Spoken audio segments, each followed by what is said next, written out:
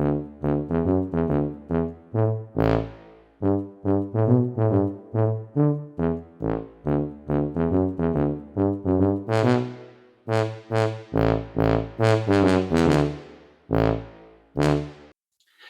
and welcome back to the Cartoonist Studio, where today we're going to be talking about homework excuses. Now, I had plenty of those when I was a kid because I was always either not doing it or forgetting to do it or coming up with some excuse as to why I hadn't done it, even though I know I'd just forgotten. I'm pretty sure you've got plenty of excuses yourself. If you have, put them in the comments below and we'll all have a good laugh. Right, so rather than me sitting here waffling away, why don't I waffle whilst I draw? Because that's what we came here for, isn't it? Hello and welcome back to the Cartoonist Studio. Today we're going to be looking at excuses, or more to the point, homework excuses. Now we all had them, as I mentioned in the intro. I had so many of them, it was ridiculous. It's not that I didn't want to do the homework, although I guess I really didn't want to do the homework. I just didn't see a point, because in those days there was no such thing as art classes, or sorry, not art classes, but cartoon classes, shall we say. And seeing as I knew from a very early age this is what I wanted to do, school seemed to be somewhat of an irrelevance to me and a hindrance. So when, quite a few years ago, the Dandy comic, the comic I used to draw Beryl Apparel and Ollie Flip Trick for, when they came to me and said, we're looking for the various artists and writers to come up with themes for cartoon strips, one-off, a bit like Dave Berg used to do in Mad Magazine. He'd have a theme and then do a bunch of cartoons on it. So they were looking for something like that, only not so much a theme, more of a character. And they'd commission 4, 5, 6, sometimes up to 12. I think 12 was like the maximum. And I thought, yep, absolutely, went at it with my usual gusto and enthusiasm. And I completely flooded them with ideas. So in the end, I pretty much wound up doing all the cartoon strips. There were a few other cartoonists who did them, but mainly it was down to me. I was just so prolific with the ideas, I guess. So this went on for a while, and I produced all kinds of things. I can't remember any of them, to be honest with you. But then the one day, I came up with an idea for homework excuses. And I think I sent them about sort of 10, I think it was. And they got back in touch with me and they said, we really like these.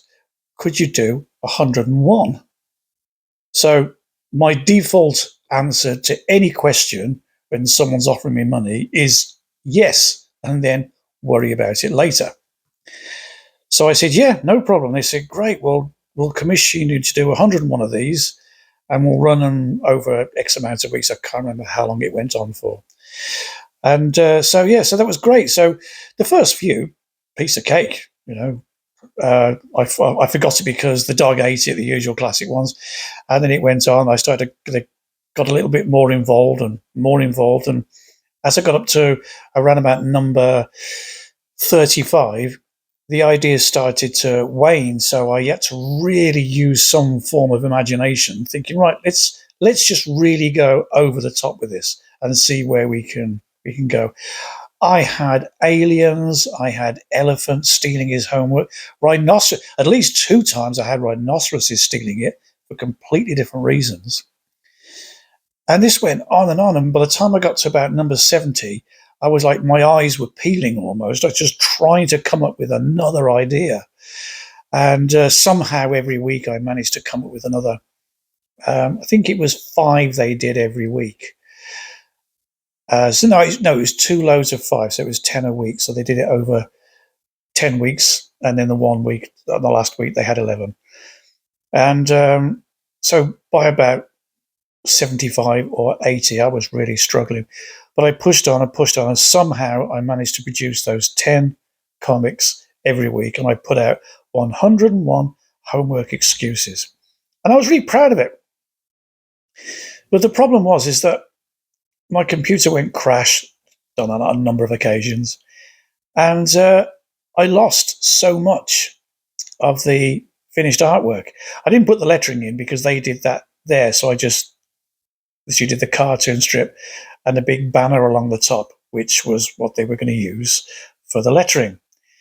And I wrote the script separately because I had to send those in, the jokes in, the ideas in, and they then okay them. And I was going through my external hard drive a couple of days ago, once again looking for something non-related, and I came across this sheet of paper that said homework excuses, and it was a Word document. I thought, oh my God, I've got them. So I excitedly opened up the document, and there were three on there. It must have just been the end page of one. And I've feverishly scrabbled around looking for more of these, and there were none. So I just had these three. But then I went on to another, it was a hard drive, not a hard drive, sorry, a memory stick. And I found a whole bunch of the cartoons, no lettering, just about 50 of them, I think it was. So I found the numbers that corresponded with the script that I got, and this was one of them. So just out of a little bit of fun, and I thought, well, why not do a cartoon strip? And I'm always looking for ideas to come up with, and I thought the cartoon strip might be a nice idea. It's always a good way if you are one of the people that comes here to learn about the tricks of the trade, well, looking over my shoulder, as it were, then this is absolutely ideal. So that's what I'm doing. I'm redrawing one of the original cartoons. Somewhere up here now, I should be showing you one that was previously published many years ago, but with no lettering because I can't find the lettering for it. So give you an idea what they were. But the theme ran along. Every single week you had the pupil going to the teacher with some other even more ridiculous and ludicrous excuse as to why he had not completed his homework. And although he was always the same, sometimes he'd have his arms in the other little boy now, have his arms waving in the air. Sometimes they'd be down by his side like they are now. Sometimes he'd be looking to the other side. And the teacher would always be either looking direct or burying his head in his hands or his face on the desk. But basically they was always the same position. It was, here we go again. What's it going to be today? So that was the idea of the cartoon strip. Also, every single cartoon was just one long panel. So it was the kid and the teacher and this thought balloon, which was obviously where the image that he's describing was taking place. I also had this little dog character in there. No idea why. The dog didn't really factor in. I think it was more of a nod to the fact that every kid who's ever lost his homework has always said, the dog ate it.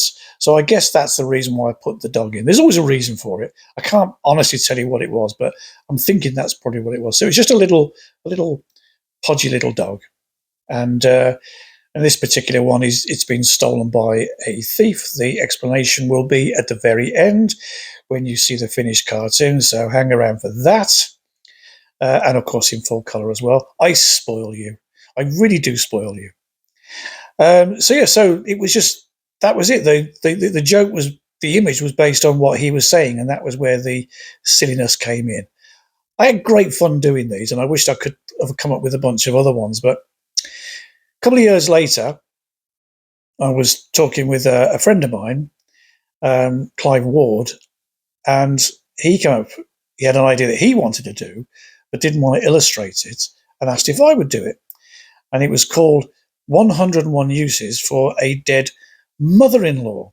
This was coming off the back of a very popular book at the time called 101 Uses for a Dead Cat. I don't know whether you had that anywhere else in the world, but it was a very successful book over here. So I said, yeah, I'll illustrate it. And it was just a ridiculous amount of things to do with this sadly deceased mother-in-law. The strange thing was about that, we wrote it for the blokes market. And so to date, I think more women have bought the book than men. So I guess that says an awful lot about bothersome mother-in-law, shall we say. So anyway, yeah, there you go. That's this week's cartoon. That's my little bit of chatter. Hope you've enjoyed watching me produce it. So I'll obviously ink it at higher speed afterwards with a bit of music. So as you grab yourself a drink of your choice, cup of tea, tipper, your favourite tipple, glass of wine, maybe a bottle of beer, I don't know.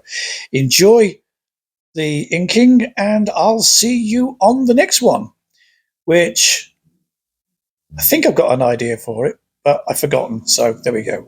But I think I've got an idea. And if you can hear noisy idiots outside, that's people around here who seem to think that removing the silencer off their motorbike is what everyone wants to hear. And they keep going past the house. Can't do anything about that, I'm afraid. It's just life and people. So I apologise if you can hear that. Right.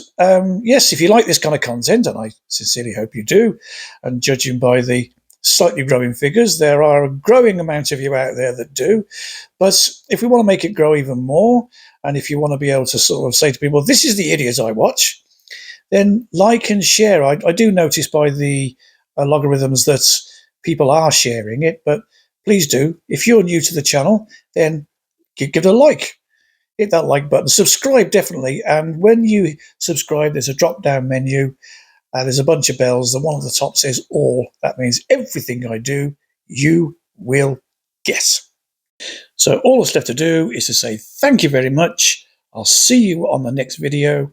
And until then, bye-bye for now.